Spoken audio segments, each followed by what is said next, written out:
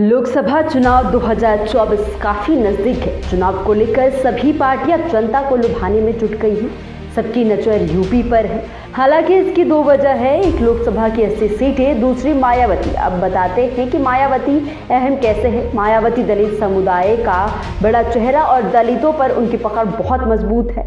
लोकसभा चुनाव को लेकर मायावती ने एक बड़ा ऐलान किया है। बसपा सुप्रीमो ने अपने जन्मदिन के मौके पर लखनऊ में एक प्रेस कॉन्फ्रेंस को संबोधित करते हुए समाजवादी पार्टी के साथ साथ बीजेपी पर भी निशाना साधा है।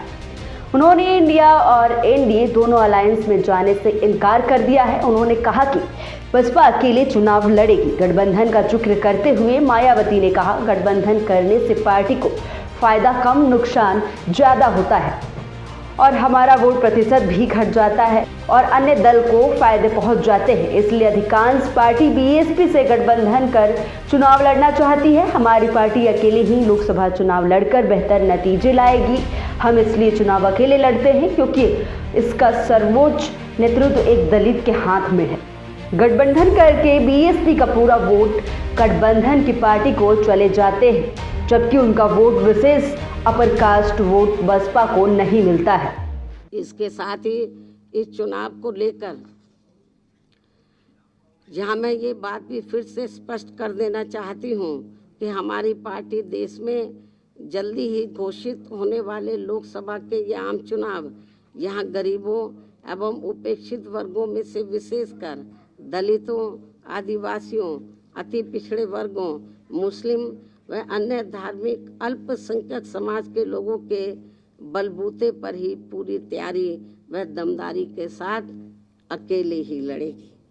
और इन्हीं के बलबूते पर ही हमने सन 2007 में यहाँ आबादी के हिसाब से देश के सबसे बड़े प्रदेश उत्तर प्रदेश में अकेले ही चुनाव लड़कर फिर अपनी पार्टी की पूर्ण बहुमत की सरकार भी बनाई थी।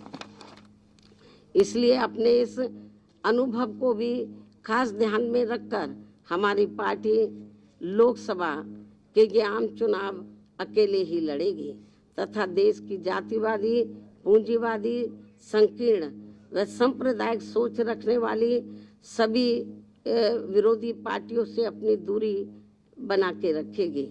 मायावती ने कहा, बसपा यूपी विधानसभा चुनाव भी अकेले लड़ चुकी है और अकेले सरकार भी बना चुकी है। उन्होंने कहा कि बीएसपी किसी को फ्री में समर्थन नहीं देगी, लेकिन चुनाव के बाद गठबंधन के बारे में विचार कर सकती है। मायावती ने कहा कि हमारी पार्टी देश में जल्द ही घोषित होने वाले लोकसभा चुनाव दलितों, आदिवासियों, अति पिछड़ों, मुसलमानों और अल्पसंख्यकों के दम पर अकेले ही चुनाव लड़ेगी।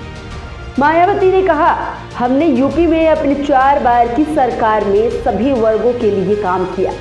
उसमें अल्पसंख्यक, गरीब, मुसलमान, किसान और अन्य मेहनतकश लोगों के लिए जन कल्याणकारी योजना शुरू की थी। सरकारें नाम और स्वरूप बदलकर अपना बनाने का प्रयास कर रही है, लेकिन जातिवादी होने के कारण यह काम नहीं हो पा रहा। रोजगार के साधन देने के बजाय फ्री में थोड़ा सा राशन देकर इनको अपना मोहताज बना रहे हैं, जबकि हमने अपनी सरकार के दौरान वर्तमान सरकारों की तरह अपना मोहताज नहीं बनाया, बल्कि सरकारी और गैर सरकारी क्षेत्रों में रोजगार के साधन दिए। अयोध्या में प्राण प्रतिष्ठा के न्योते पर मायावती ने कहा, मुझे निमंत्रण मिला है, इसका मैंने वहां जाने का फैसला नहीं किया है क्योंकि पार्टी के काम में व्यस्त हूं, लेकिन जो भी कार्यक्रम होने जा रहे हैं हमें ऐतराज नहीं है, स्वागत करते हैं। आगे चलकर बाबरी को लेकर जो भी फैसला होगा उसका भी स्वागत करेंगे।